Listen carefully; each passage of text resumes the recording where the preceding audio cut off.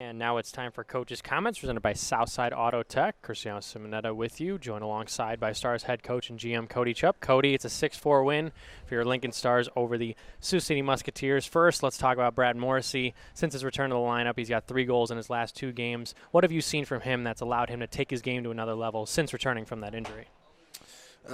Brad is a all-around hockey player. I mean, he's trustworthy without the puck. He's trustworthy in his own zone. He's good on faceoffs. He has a quick and really deceptive release.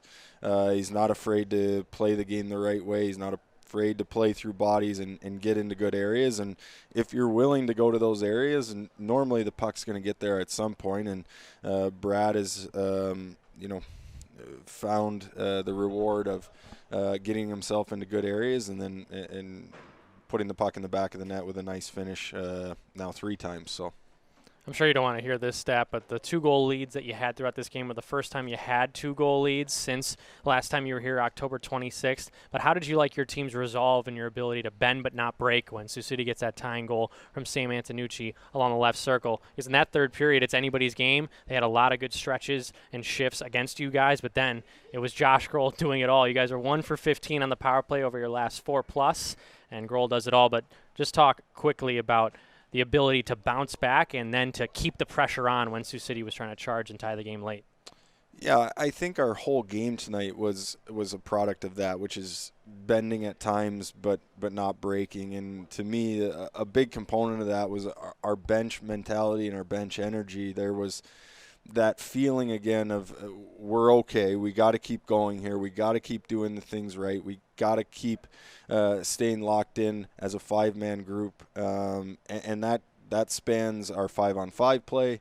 It spans our penalty kill and our power play tonight. You know, you look at our penalty kill, we struggled, and we got a huge kill when we needed one. And our power play, we struggled, but we got a huge individual effort and a goal when we needed one. And our 5-on-5 game, I think, was pretty similar, where maybe without the extended struggle periods, but we had a belief on the bench that translated into our game, where we were committed to what we were doing as a 5-man group. We were committed to our individual jobs and how it helped the group. And to me, that is the takeaway from this game, is when you feel that on the bench, we have the ability to sustain their pressure or their push, which we knew was coming.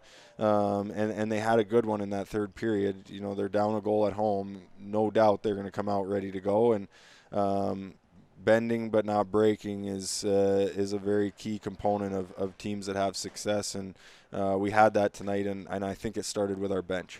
Robbie McCollum, you acquired him. We announced the trade this morning, and you're putting him in a lot of situations, penalty kill, especially late in the third period. Was that a product of how he was playing in his first ever USHL game, and you're trusting him to put him in a situation like that? Because a lot of coaches in that situation, it's usually based off play, but still, his first game in the league, and you've got him killing penalties. What's the rationale behind that?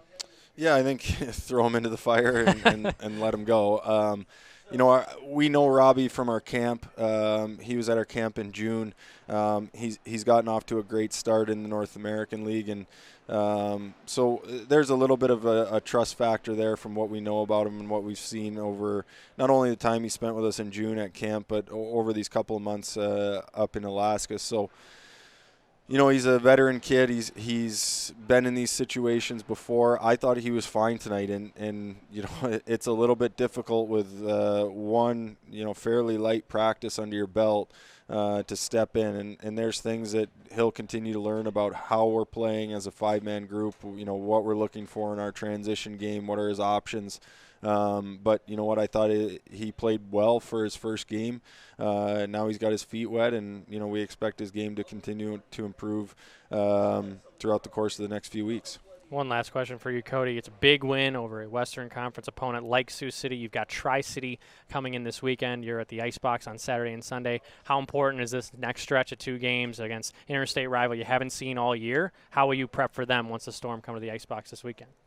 Yeah, we're obviously, Tri-City has always been a rival of ours. They're a tough opponent with, what I believe is a great coaching staff there. So they'll be ready. We need to make sure that we're ready. But, for us, it's enjoy this tonight. Enjoy our Thanksgiving tomorrow. It's important to get the rest that we need. And we have to remember that these are 16 to 20-year-old kids that are away from their families, some of them for the first time. We will start talking about Tri-City on Friday, and tomorrow it's about spending time with their billet families, with their teammates, enjoying the holiday, which we're fortunate to have off and at home. We don't get that a lot in the hockey world, so we're going to enjoy it. We're going to act like normal people and eat a bunch of turkey, get our rest, and make sure we're ready to go on Friday. All right, perfect. Thank you so much for doing this, Cody. The Stars win 6-4 over the Sioux City Musketeers. Happy Thanksgiving, everybody. We will be back on Saturday night as the Stars face off against the Tri-City Storm at the Icebox. We'll see you then.